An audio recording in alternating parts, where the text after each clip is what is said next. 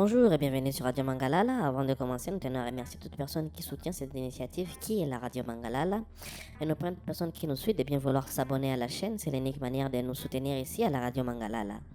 Eh bien, la République démocratique du Congo vit dans une division profonde au sein même de ses institutions religieuses les plus influentes.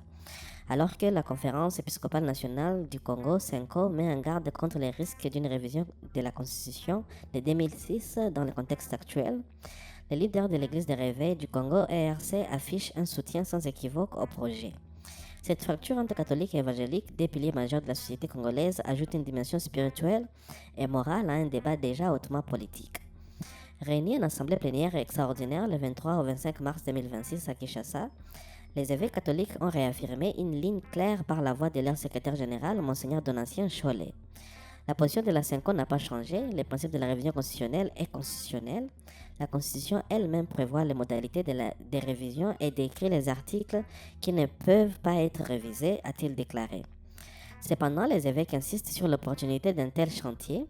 Dans un pays confronté à une crise sécuritaire persistante à l'Est avec des conflits armés, des déplacements massifs et un état d'urgence dans plusieurs provinces, ouvrir le débat constitutionnel serait hasardeux et risquerait d'aggraver la crise.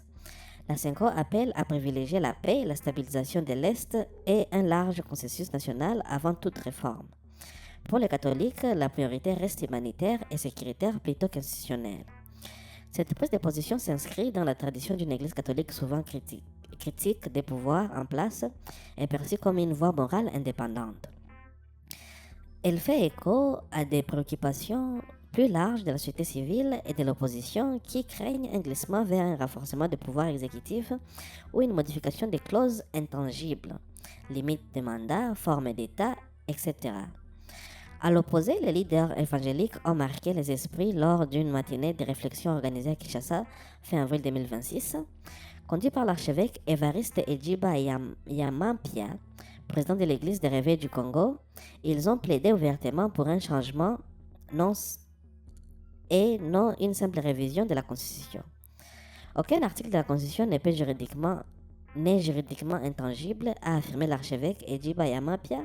Selon lui, le texte 2006 a été élaboré sans réelle consultation populaire et reflèterait davantage les intérêts des belligérants de l'époque que la volonté profonde du peuple congolais. Les pasteurs appellent à une appropriation citoyenne du débat, y compris par un référendum, afin d'adapter les institutions aux réalités actuelles du pays 20 ans après son adoption. Des figures comme le pasteur Godin Poi ont même déclaré préférer un changement pur et simple plutôt qu'une révision limitée. Cette position aligne une grande partie des églises de réveil, très dynamiques et influentes auprès des fidèles, sur la majorité présidentielle et l'union sacrée qui pousse pour des réformes institutionnelles. Cette divergence n'est pas seulement théologique ou institutionnelle, elle reflète des divisions différentes de la nation et du rôle de la religion dans les sphères publiques. Pour CENCO, la priorité à la stabilité, à la paix et à la prudence, dans un contexte de guerre, risque de voir les débats constitutionnels détourner l'attention des urgences humanitaires. Pour les RC, volonté de modernisation et d'appropriation populaire, la Constitution comme outil évolutif au service du peuple est non figée. Analystes et observateurs y voient les reflets d'un clivage plus large de la société congolaise entre élite catholique souvent urbaine et intellectuelle, et mouvance évangélique en forte expansion, plus ancrée dans les dynamiques populaires et charismatiques, dans un pays où la religion joue un rôle central dans la vie quotidienne et la mobilisation sociale.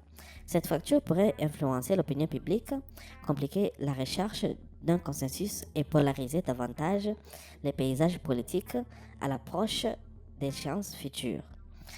Des voix politiques appellent à un dialogue inclusif de la Constitution de 2006 Des voix politiques appellent un dialogue inclusif. La Constitution de 2006 prévoit elle-même ces mécanismes de révision, mais son succès dépendra de la capacité des acteurs à éviter que les débats ne deviennent un facteur supplémentaire de tension dans un pays déjà fragilisé. La balle est désormais dans les camps des institutions, de la classe politique et de la société civile. Parviendront-elles à transformer cette division religieuse en un débat démocratique serein et inclusif? L'avenir constitutionnel de la RDC se joue aussi et peut-être surtout dans les églises du pays. Eh bien, mesdames et messieurs, ça sera tout pour cet article réservé à une possible